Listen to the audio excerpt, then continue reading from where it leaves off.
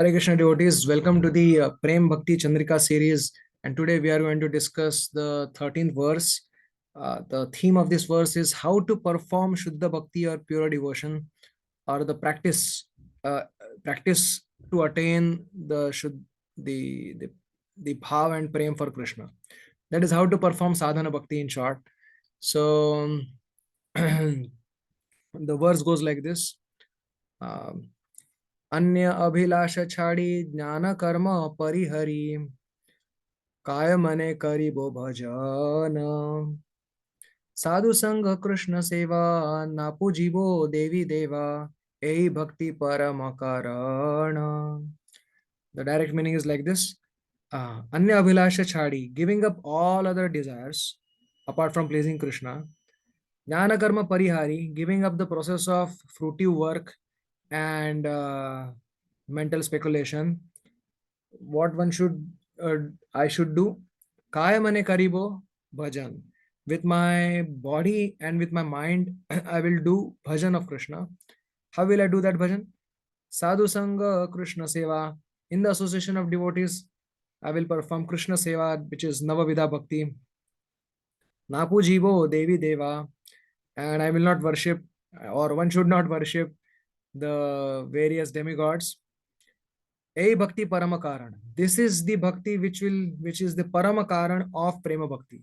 This sadhana bhakti will give us prema bhakti. Not any mixed kind of bhakti can give us prema bhakti. So let's understand in little details. So this is a literal translation of Anya Vilashita Shunyam Dhyana Karmadi Anavratam Anukulyena Krishnanushilanam Bhakti Ruttama. The definition of Shuddha Bhakti is that bhakti which is performed in a favorable mood, that is in order to please Krishna, according to Srila Jiva Goswami, Krishnaya Rochamana Pravrutti, with the tendency, the constant practice, Anushilanam, constant practice through one's mind, body, and words to please Krishna, which is devoid of all the desire, any other selfish desire for sense gratification or liberation, and which is freed from any other mixture of karma process or gyan process. So the mixture could be of two types. There could be contaminated desire, or could be contamination due to process. So any desire apart from pleasing Krishna is considered contamination, and any mixture apart from performing bhakti anga and those activities which are done in favor of, in order to perform bhakti nicely, like maintaining one's existence. So all of that, anything other than that, is considered a contamination in the process. So karma means uh, karma means performing the rituals given in Smriti Shastra for attaining heavens or material prosperity in terms of giving charity and others. So these actions are directed or motivated with the desires to attain heavens, etc. This is karma. What is jnana?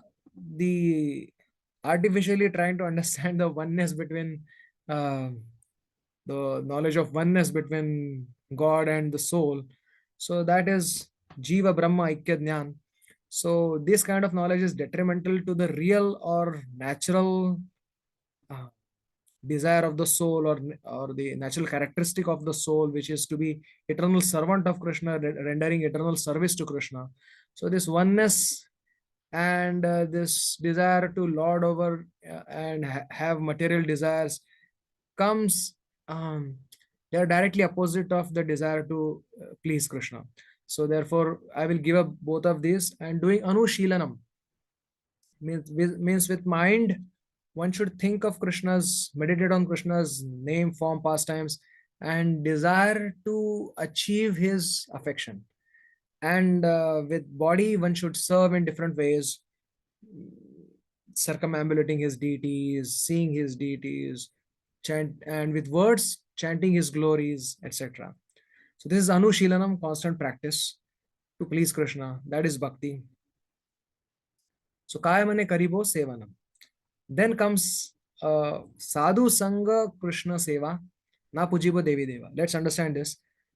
Sadhu Sangha is extremely important for a conditioned soul to develop bhakti.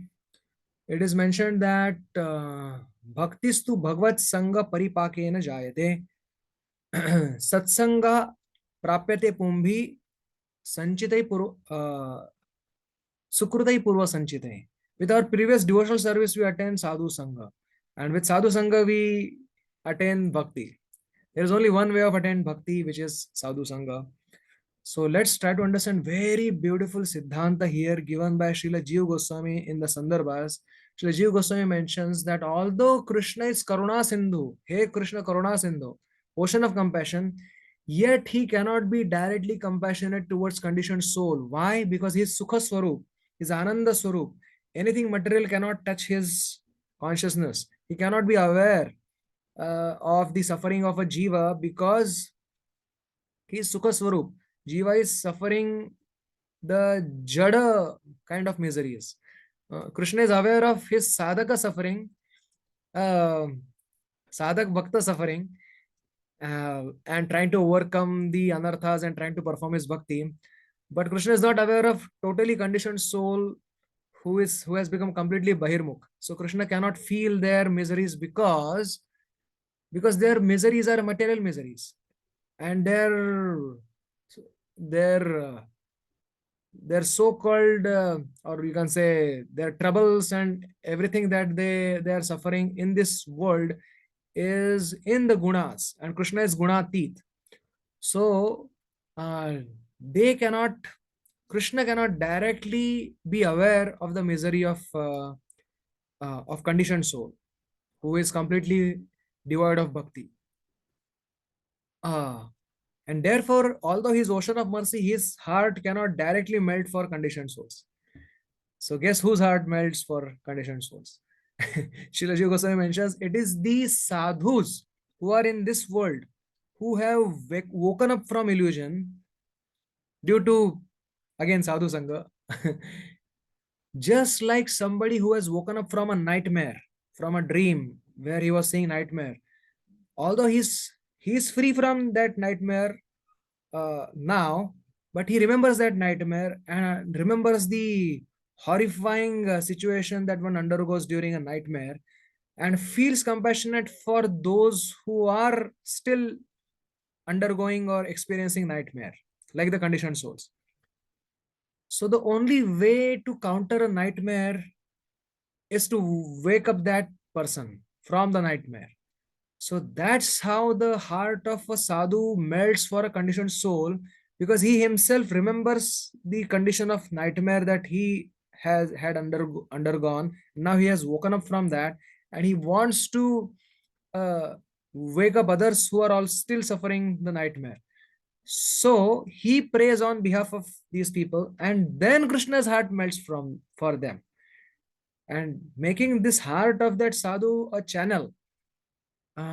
These conditioned souls are woken up from their nightmare. Jiva jago, Gaura Chandra bole. Even those who are Nitya Siddha, they come in this world in the role of a sadhakas whose heart melts for the conditioned souls.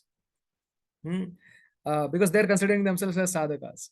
Okay, and somehow by inconceivable power, they know how the conditioned souls are suffering without Krishna bhakti, and they pray on behalf of this conditioned souls, because conditioned souls is ignorant. He doesn't know what is good or bad, and then Krishna shows compassion to them.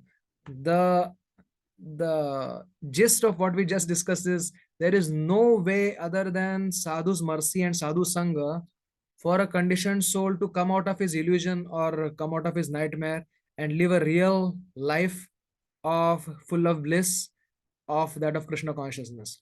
So there sadhu sangha is only upay. Therefore, it is mentioned sadhu sangha sarva shastra koy lava matra sadhu sangha sarva siddhi hoy. तुलयाम लवेनापि न स्वर्गम ना पुनर्भवम भगवत संगी संगस्य मर्त्यानाम किमुताशेषा. So all the, whether conditioned soul or whether a practicing sadhaka or whether a premi bhakta like Narottam Das Thakur, sadhu sangha is essential integral part of one's devotional service. Krishna Seva, Sadhu Sangha, Krishna Seva. In Sadhu Sangha, I am supposed to do Krishna Seva. means Shravan, Kirtan, Smarana, Padasevan, Navavidha Bhakti, which only expands into 64 limbs of devotional service. Na Pujibo Devi Deva. While performing Sakshat Bhajan of Krishna, one should remember that, oh, I will serve Krishna at the same time, I will try to worship other demigods also. This is not allowed because Krishna says that Kamaistese Rutagyana Prapadyante Anya Devata. Tam tam niyamam astaya prakrutya aniyata swaya. So this particular uh, mentality of serving demigods come from the desire to attain material prosperity. Even if one wants material, has material desires, still it is better to worship Krishna only for those material desires. Akama sarva kama va moksha kama udarati tivrena bhakti yogena yajata purusham puram. For that also one need not go to demigods. Demigods are to be respected for 100, that is 100% there, but they should not be worshipped. Just like they will be pleased automatically if one worships Krishna. Yatha taror moola nishechanena trupyanti tatskanda bhujopashakha pranopahara chethendriyanam tathaiva sarvarhanam achyuteja. By worshipping Krishna, all demigods, whole world is satisfied. Okay. Just like when one gives water to the root of the tree, all the branches and the leaves and the twigs of the tree get satisfied. There is no need to give separate water to them. And Shukadeva Goswami is not happy with this analogy completely, because one may say, oh, I will give water to root also and leaves also. What is the harm? Then he gives another analogy. Just like food is given to mouth and then to stomach, uh, the energy reaches all the bodies, all the limbs of the body. But if you try to give food to eyes or ears, it will only cause harm to the eyes. The eyes will become blind, the ears will become deaf. So better give food to mouth only. So therefore, once worshipable Lord is, we are Krishna's part and parcel. So we are supposed to serve Krishna. Like a chaste wife is supposed to serve her husband. So that is the understanding. While one respects all the demigods, it is important that one does not worship the demigods. Simply by serving Krishna, all demigods are automatically satisfied, completely satisfied, very happy. Lord Shiva says, I love Krishna's devotees more than my own devotees. So that is that is the situation. And a bhakti paramakarana. So this kind of bhakti will only give one prem. So having anya abhalashita or having gyan karma mixture or serving somebody else other than Krishna will do hani to Shuddha Bhakti. So this thing one needs to consider and understand the extreme importance of Sadhu Sangha. A sadhaka bhakta should look for more and more Sadhu Sangha. And in that Sadhu Sangha, one should perform devotional service. And that is the way of performing pure devotional practice. Hare Krishna. So, Krishna willing, we will come up with next verse some other time. Till then, have a very nice Krishna conscious day. Hare Krishna.